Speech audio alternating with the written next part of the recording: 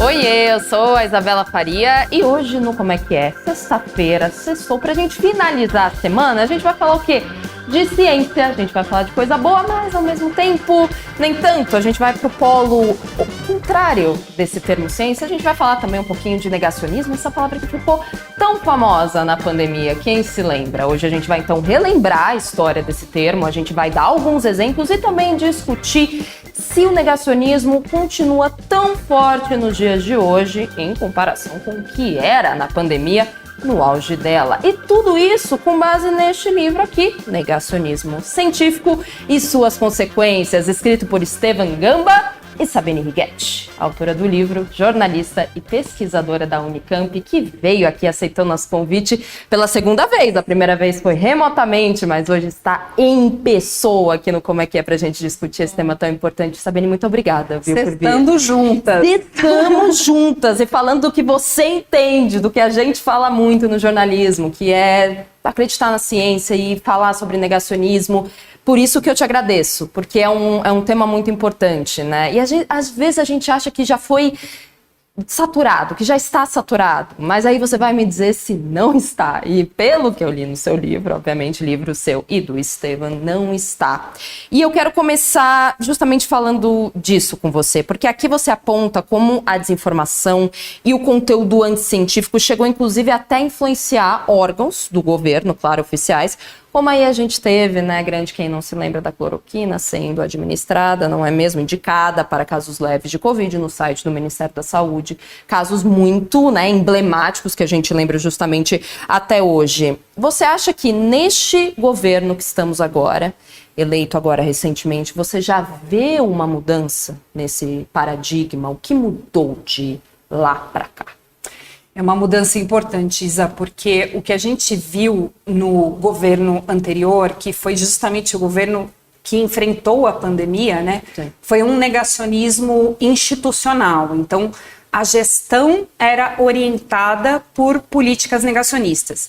Isso começou, na verdade, até antes da pandemia, né? O governo anterior começa em 2019 e já em 2019, a pandemia de 2020, a gente já via sinais, por exemplo, quando o governo atacava instituições de pesquisa, atacava nominalmente universidades, cientistas, caso do próprio Galvão e dos dados de desmatamento do INPE. Isso foi em julho de 19, foi antes da pandemia, que os dados de desmatamento, que são de desmatamento na Amazônia, que são super embasados cientificamente e usados na academia, na ciência, no mundo todo, foram descredibilizados pelo governo anterior, ao ponto do então diretor do INPE ser demitido, ser exonerado. Então isso já vinha de antes da pandemia, e na pandemia a situação ficou obviamente mais escancarada, porque a gente estava enfrentando uma doença causada por um vírus, acompanhando o desenvolvimento de vacinas, e depois de um ano a gente tinha vacinas contra a Covid. E o que a gente via no governo era um discurso contra as vacinas e a favor de uma série de medicamentos e de propostas de tratamento que não tinham evidência, que não tinham embasamento no consenso científico contra a Covid. Sim. Então foi, como eu gostei do termo que você usou no começo da sua fala, foi um movimento contra a ciência, né? Porque o que a gente viu no governo anterior foi isso, foi institucional. Sim. E hoje a gente vê algo muito diferente, a começar pela própria ministra da Saúde, que veio de uma instituição de pesquisa, a principal instituição de pesquisa do país, que é a Fiocruz. Então é uma mudança realmente de comportamento e de visão, de olhar para a ciência, né? Perfeito, houve então um avanço nesse sentido, significativo, né?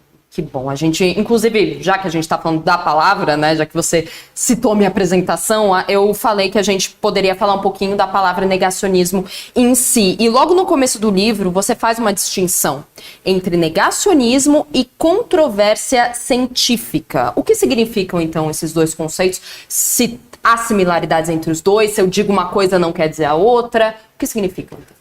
Isso é super importante, porque a gente vê muitas vezes no discurso negacionista, pessoas negacionistas que podem inclusive ter posição de autoridade, tentando fazer com que um assunto que não é controvérsia pareça controvérsia. Por exemplo, se a gente diz, as mudanças climáticas podem não ser causadas pelo homem, isso é uma controvérsia. Não é. o consenso científico é muito claro ao dizer que as mudanças climáticas estão em curso, que são gravíssimas e que têm sido provocadas e estimuladas pela ação humana, que são variadas na agricultura, na indústria, ou seja, mas é pela ação humana. Mesmo que tenha um ou outro estudo pontual, que muitas vezes é um estudo, inclusive, de má qualidade, que vá numa direção diferente, hoje o consenso é, por exemplo, que as mudanças climáticas são causadas pela ação humana e que a gente conseguiria, também com a ação humana, reverter ou pelo menos reduzir o impacto das mudanças climáticas. Isso não é uma controvérsia. Então, muitas vezes, negacionistas colocam temas que não são controversos como controversos. O que seria uma controvérsia, por exemplo? Existe uma discussão na ciência se os vírus podem ser considerados um ser vivo ou não. Isso é uma controvérsia. Tem um grupo que diz que sim, tem um grupo que diz que não, que é uma forma lá de existência, mas não é um ser vivo. Então isso não está resolvido. Ou, por exemplo, a extinção da megafauna é um assunto que é controverso. Tem um grupo de cientistas que diz que a extinção teve muito da participação humana, que foi caça. Outros dizem que não, que foi extinto por outras razões que não humanas, ou uma combinação das duas. A chegada do homem à América também é controverso. Quando o homem chegou à América? Tem um grupo que diz em torno de 13 mil anos, tem um grupo que fala 100 mil anos. Quer dizer, tem assuntos que a ciência ainda não resolveu. Então ele é controverso. Mas tem um monte de outros assuntos que não tem controvérsia. Eu falei das mudanças climáticas, mas a gente pode falar, por exemplo, de vacinas. Não tem controvérsia. Se a gente está aqui vivo e conversando, é também por causa das vacinas. A humanidade chega e aumenta a expectativa de vida por causa do sucesso das vacinas. Isso não é controverso, isso é completamente consenso.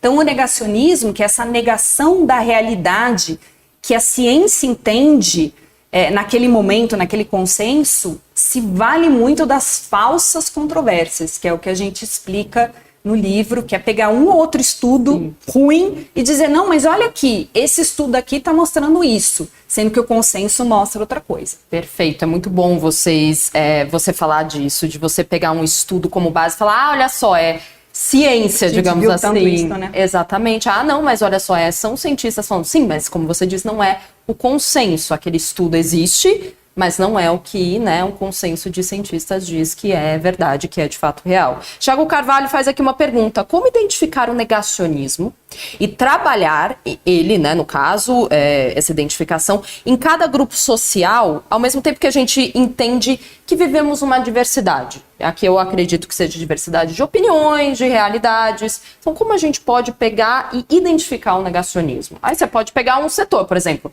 nas redes sociais, que vai ser uma das minhas perguntas também. Negacionismo, às vezes, esse também estamos craques. Mas o Thiago Carvalho pergunta, então, como identificar o negacionismo?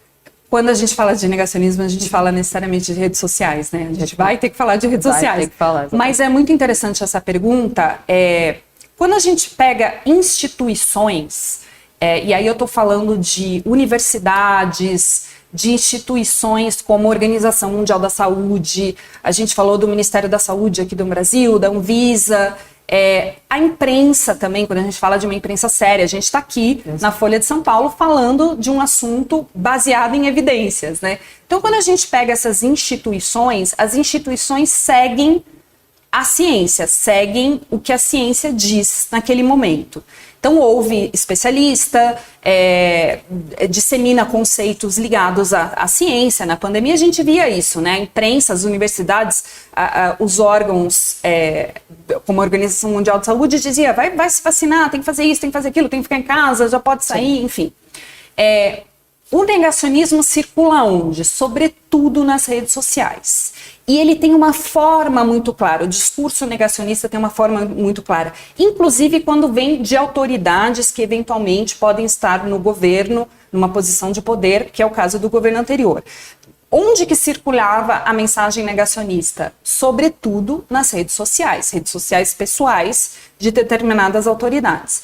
E a mensagem negacionista, ela justamente ataca as instituições. Então, ataca a ciência, ataca a imprensa, ataca as universidades, ataca cientistas, muitas vezes nominalmente. Então, mas você pode ter certeza que a mensagem negacionista, se você vir nas redes sociais, no WhatsApp, uma mensagem que está atacando, instituições que, de maneira muito séria, dialogam com a ciência, então provavelmente vai ser uma mensagem negacionista que vai tentar te manipular, por exemplo, a não tomar vacina. Então essa é uma forma que funciona bem para a gente não ser manipulado, né? Para a gente conseguir realmente tomar uma decisão de maneira esclarecida e com base numa informação séria. Perfeito. A gente tem aqui outros comentários, outras perguntas. Made in Paraná diz o seguinte: é possível dizer que o negacionismo aumenta ou diminui de acordo com quem está no poder?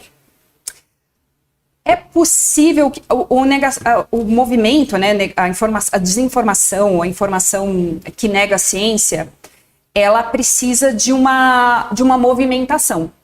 Então, isso é feito de maneira muitas vezes articulada. Então, se quem está no poder passa uma mensagem negacionista, e como a gente viu no governo anterior, o tempo inteiro passando uma mensagem negacionista, e o próprio presidente não se vacinou, ou pelo menos diz que não se vacinou, porque até agora está um pouco confuso, exatamente, mas a informação é que ele não se vacinou e que tentou forjar lá os dados para poder ir para os Estados Unidos, enfim. Exato.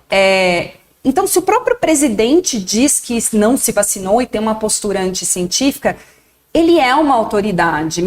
Mais da metade dos eleitores votaram naquela autoridade para comandar o país. É o principal cargo do país, a presidência, né? É o principal.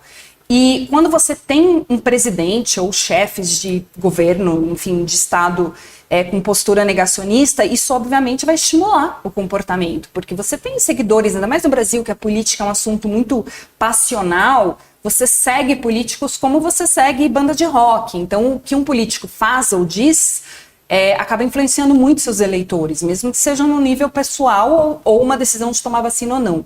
Então, isso é muito grave, assim, que a gente enfrentou, e isso numa pandemia foi gravíssima, assim. Isso, a gente olha muito para isso no livro. Então, exato. Vocês olham para isso no livro e você também explica, inclusive, nessa obra, que como o fato das pessoas não sentirem mais alguns problemas que foram resolvidos pela ciência. Já que você está falando de vacinação, me lembrei desse trecho que você fala da polio, por exemplo, exato, de ter sido erradicada no Brasil a partir da vacina, e aí faz com que as pessoas não achem mais que tomar vacina para a polio seja importante, porque afinal de contas ela já foi erradicada. Só que a partir do momento que não se toma, não se toma vacina para isso, e não, a doença volta, obviamente. Exatamente. Então, como é que o governo, como é que instituições sérias podem fazer com que a crença nessas grandes instituições, como a instituição de saúde, como a vacina, possa voltar? É um trabalho difícil, porque a gente passou 4 anos, como você acabou de falar, com o presidente da República dizendo que não, que ele não se vacinou. Exato. E agora, como reconquistar essas pessoas? A Covid, tudo bem, está controlada, e a polio? Campanha, campanha, campanha. É um trabalho de comunicação e esse fenômeno, né, o que aconteceu com a gente, do ponto de vista da nossa cultura de imunização, tem um pesquisador da Fiocruz chamado Gustavo Rochman, que ele usava esse termo já há bastante tempo, né, que a gente tinha uma cultura de imunização. Era cultural. A gente simplesmente se vacinava, a gente tinha um dos maiores índices de vacinação do mundo, era um estudo de caso mundial, o Brasil, pelo nosso Programa Nacional de Imunização, que funcionava muito bem. Então era cultural, o bebê nascia, você vacinava, assim, ninguém questionava. Isso foi tão abalado, assim, a gente começou a perder um pouquinho, né, a nossa cultura de imunização, ainda um pouco antes da pandemia. A gente começou a ver uns sinais lá que tinha algo errado, algumas vacinas infantis não atingindo a meta.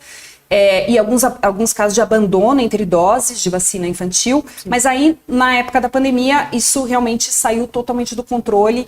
E agora a gente está vendo na dengue, com vacina sobrando nos postos, com tudo que está acontecendo de dengue no país. E as pessoas estão vendo, sentindo. Quem não conhece uma pessoa que já teve dengue nesse ano? Eu conheço várias, certamente a gente conhece. Sim. E mesmo assim tem vacina sobrando nos postos, agora com data de vencimento chegando perto, né? Sim. E então a gente ainda não sabe direito quanto a nossa cultura de imunização foi afetada e o quanto tempo vai levar para a gente voltar à nossa cultura anterior, assim, o que vai acontecer. Mas a única maneira de resolver isso é campanha, campanha, campanha, comunicação clara. E eu diria até, Isa, indo um pouquinho além, que a gente precisa ter uma preocupação nacional com esse tema, porque o que eu vejo agora, neste momento, não é uma preocupação nacional no sentido de que o que está acontecendo, por exemplo, com a ministra da Saúde? O cargo dela está sendo disputado por questão política partidária. Eu não vejo o Congresso, os parlamentares, os deputados, dialogando com o Ministério da Saúde, vendo como todo mundo pode se juntar para fortalecer a questão de saúde pública que a gente tem nesse momento, para fortalecer a vacinação. O que eu vejo é uma disputa por um cargo que está em risco de uma pessoa técnica. Então, assim, isso me preocupa. Eu não vejo esse nível de noção da gravidade do que está acontecendo em todos os níveis do governo. Perfeito. Mas é até a minha pergunta, mas você falando agora da vacina aqui, para reconquistar as pessoas, é uma campanha, precisa, dentro dessa campanha, quem sabe, mostrar dados científicos, mostrar como os índices de vacinação caíram, mas isso é suficiente? Porque é uma das minhas perguntas, porque é um ponto, né, que aparece várias vezes no seu livro, que é a questão do descrédito. Né, principalmente a serviço de interesses políticos ou financeiros, vários grupos negacionistas tentaram invalidar as instituições que pautavam o consenso, como, por exemplo, os órgãos públicos. E até hoje a gente está vendo isso nessa questão, vamos pegar só a vacinação como um exemplo. Então, quem é que você acha que está ganhando essa guerra? Porque mesmo com uma campanha, você acha que é suficiente para atrair de novo as pessoas para se vacinar? Aí eu vou ter que falar necessariamente de redes sociais. Vamos falar de redes sociais. Quando a gente fala das instituições, né, a gente está falando aqui de jornalismo, sim, de produção de conteúdo sério, com base em ciência, de especialistas serem ouvidos. A gente está falando de instituições, de universidades, né, que também produzem conteúdo, enfim. A gente está falando de um tipo de informação. Mas onde circula a desinformação? Circula nas redes sociais. Então, mesmo que o jornalismo continue fazendo o seu papel, as instituições façam o seu papel e a gente tenha campanhas muito fortes e tudo funcionando muito bem, ainda assim a desinformação estará nas redes sociais. E já tem muito estudo que mostra que a desinformação, por exemplo, uma desinformação sobre vacina, ela circula muito mais do que uma informação sobre vacina nas redes sociais, porque ela é mais apelativa, ela diz que você está sendo enganado, ela traz um dado bombástico, as pessoas compartilham muito mais, ela toca no seu coração, ela te desperta um sentimento, enquanto uma informação jornalística, científica, ela não vai ter esse efeito no usuário. Então, você falou de como a gente enfrenta essa guerra. A gente enfrenta essa guerra contra o negacionismo e contra a desinformação, que estão casados, sim, sobretudo com regulamentação de redes sociais. Não tem como a gente não falar disso. Porque enquanto as plataformas compartilharem desinformação perigosa, que coloca em risco as vidas das pessoas. Tem um monte de estudo que mostra a quantidade de canal, por exemplo, de produção de conteúdo televisionado, por exemplo, no YouTube, anti-vax, é surreal como eles realmente têm espaço e ganham espaço nos algoritmos. Então, enquanto a gente não tiver, e a plataforma diz, mas não sou eu que estou produzindo, eu só estou disseminando. Enquanto a gente estiver nesse cenário, a gente não vai ganhar essa guerra, e é uma guerra. A gente realmente precisa ter uma responsabilização de quem dissemina conteúdo. Isso é uma discussão que está nesse momento, a gente está discutindo o projeto, então realmente essa é uma outra briga que a gente tem que comprar como sociedade e como país, né? Como tomadores de decisão. A gente precisa regulamentar redes sociais. A situação está totalmente fora do controle. Tá mesmo. Você acabou de responder uma pergunta do André Gobi, qual o maior desafio dos cientistas e divulgadores de ciência diante do poder da internet com os algoritmos, poderio econômico de grupos negacionistas e ainda mais com a evolução da inteligência artificial, que realmente vai piorar um pouquinho o cenário. Exatamente. Vai piorar realmente assim, não tem como a gente não falar disso. A gente tem que falar de regulamentação e de realmente responsabilização dos conteúdos de desinformação que negam a ciência e da priorização no fluxo e disseminação de informação nas plataformas de conteúdo jornalístico, conteúdo sério, conteúdo de universidade, conteúdo de agências como a Anvisa, que seja, A gente tem que priorizar conteúdos sérios e realmente a gente tem que tomar a posse desse fluxo de informação. Permitir que algoritmos que valorizam desinformação te entreguem mais desinformação do que informação é algo gravíssimo. Assim, a gente não pode mais estar nessa situação. Perfeito. Estamos falando de ciência, negacionismo e as pseudociências. É o que o Eric Carneiro pergunta aqui. Como as pseudociências têm aumentado o negacionismo? Vocês falam também de pseudociências aqui, né? A gente fala também, pseudociência é aquilo que parece ciência. O que é algo também difícil, né, de você, também colocar é muito difícil, que parece ciência, mas não é. Ou parece um tratamento, né? Exato. Parece um tratamento, mas não é. E muitas vezes usa elementos e frases e termos da própria ciência. O que a gente viu isso também muito na pandemia, e é interessante como as coisas dialogam, assim. A gente via uma disseminação muito grande de mensagens, o vírus não é tão grave assim, é só uma gripezinha, a vacina, não precisa tomar vacina, a cloroquina, sei lá o quê. Então a gente via muitas mensagens assim, e também via mensagens do tipo, se você acordar e tomar em jejum um copo de limão, você vai estar protegido contra a Covid, contra o novo coronavírus. Isso é pseudociência, você achar que você vai tomar um copo de limão ou tomar outra coisa, não sei, ou tomar sol, ou fazer uma combinação, ou vinagre, gargarejo de vinagre, todas essas coisas que apareceram, se você tiver esse tipo de comportamento que às vezes dialoga com uma ideia de tratamento natural, de ancestral, que nem se trata disso. Contra a indústria farmacêutica que quer ganhar dinheiro. Então, assim, é uma mensagem manipuladora muito tentadora. Isso coloca em risco a vida das pessoas, porque o que a gente viu foi pessoas com medo de vacina tomando limão quando acordava contra uma doença que era gravíssima e que não tinha tratamento.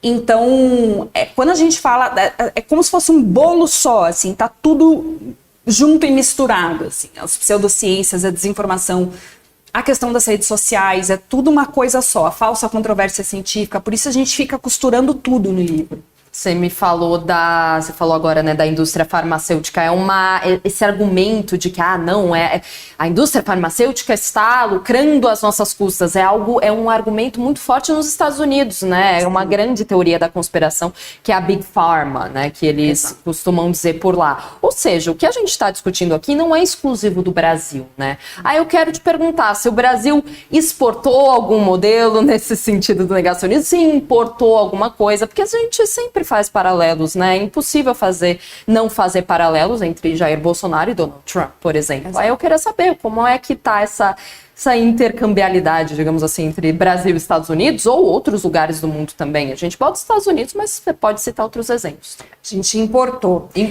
Certo. A gente importou. A gente, como eu falei, né, a gente tinha uma cultura de imunização muito forte no Brasil. Sim. Isso era uma coisa inquestionável. E aí, o que começou a acontecer... O movimento anti-vacina cresceu muito no mundo, era um movimento sobretudo de elite, começou a crescer muito nos Estados Unidos, aí isso começou a aparecer aqui antes da pandemia, mas ainda de uma maneira muito tímida, e aí com a pandemia, com a eleição do Bolsonaro e com o Trump nos Estados Unidos, aí realmente a gente importou. Isso fica muito claro, a gente mostra isso no livro, e na época Estevão e eu, que é o coautor do livro, a gente trabalhou isso muito em textos que a gente escreveu aqui para a Folha. A gente fez várias análises acompanhando esse movimento lá em tempo real. Isso aconteceu muito quando Donald Trump, em 19 de março de 2020, vai a público e diz, temos a cura da Covid, é a cloroquina.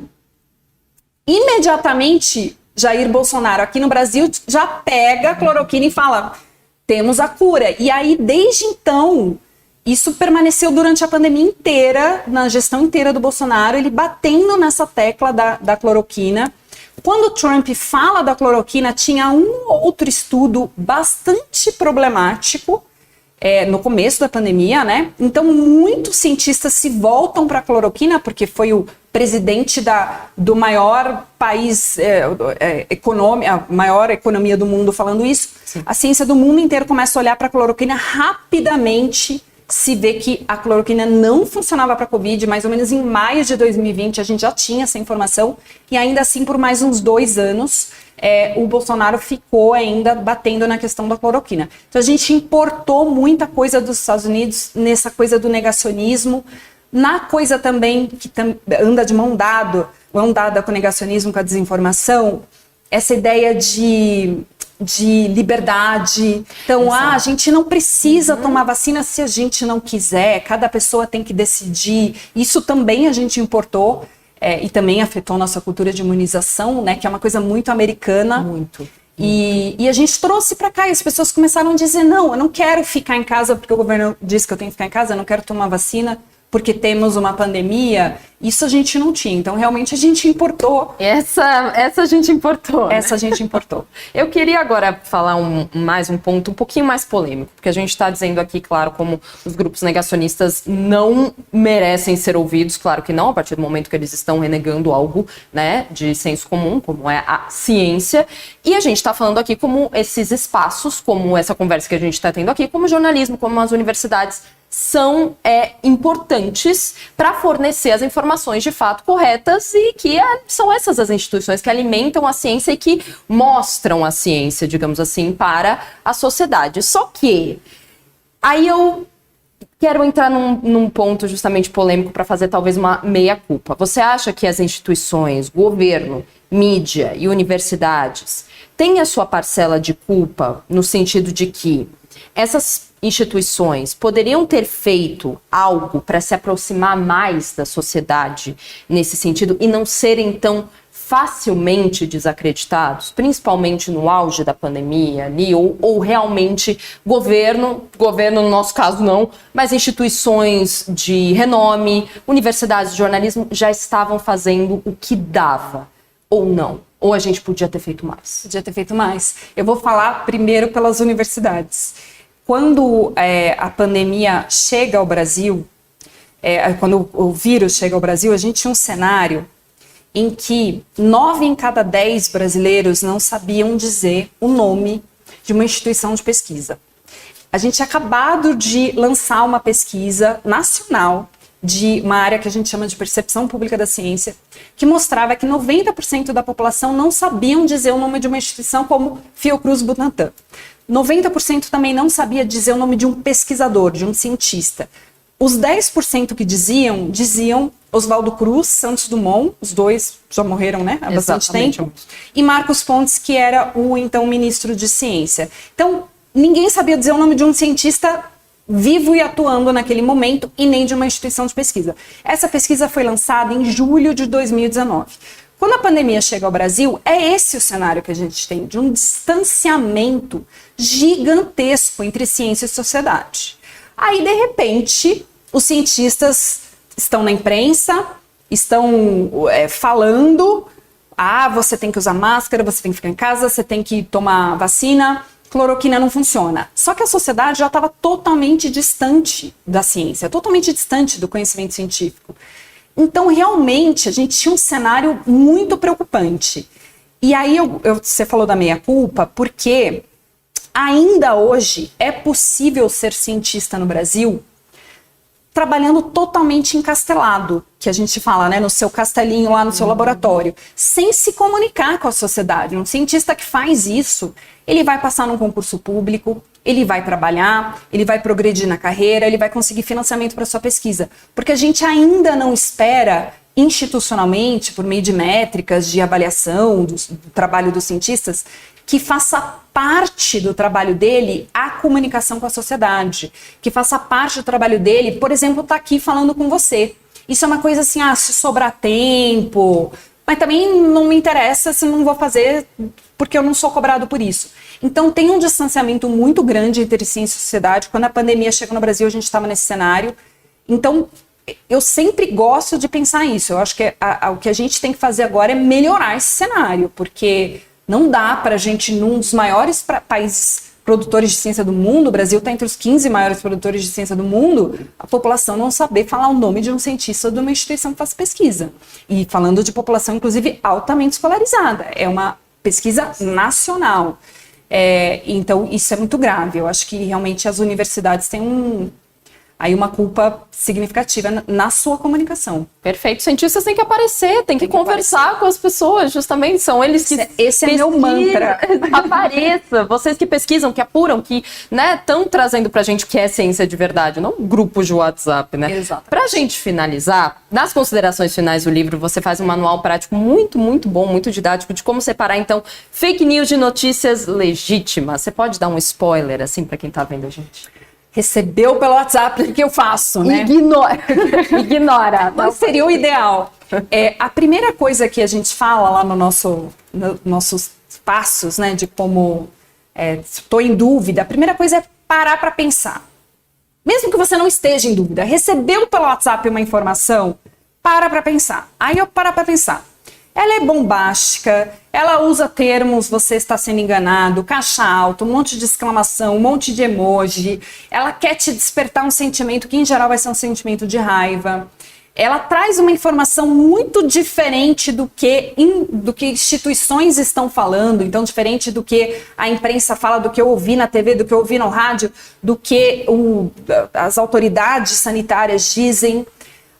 Ela traz uma imagem fixa com uma frase que pode ser facilmente manipulada, e agora com inteligência artificial pode ser um vídeo. Então para pensar, pega um trecho daquele conteúdo, se for texto, copia inteiro, se for uma imagem, um trecho daquele conteúdo e joga no Google. Porque certamente, com uma rápida busca no Google, dá para saber se aquela informação é uma informação que é uma desinformação, que está tentando te manipular e manipular o seu comportamento de maneira anticientífica ou não. Isso, 100% das mensagens que a gente recebe pelo WhatsApp dá para checar no Google. Porque ou vai ter uma checagem, ou vai ter a informação realmente científica e apurada. Então, rapidamente a gente consegue apurar. E assim, tá na dúvida, não compartilha. Não tá com tempo de olhar agora, não compartilha, olha depois. Ou faz que nem o meu pai, manda para mim, manda para o seu filho e fala, checa aí antes de compartilhar. Então, não compartilha, porque isso tem um efeito cascata e parece uma coisa boba, mas com isso a gente pode colocar a vida das pessoas em risco. Por exemplo, quando a gente observa queda de taxa de vacinação, as doenças que estavam erradicadas podem voltar. Então, disseminar uma desinformação pode ser algo muito grave, pode tirar a vida de uma pessoa.